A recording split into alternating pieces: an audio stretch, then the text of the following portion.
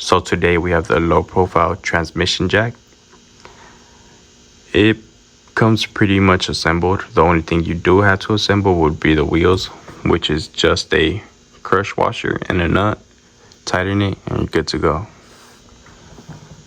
This jack is driven by a 1/2 inch drive. It does come with a ratcheting strap so you can hook up the transmission onto the jack and it won't fall out of it.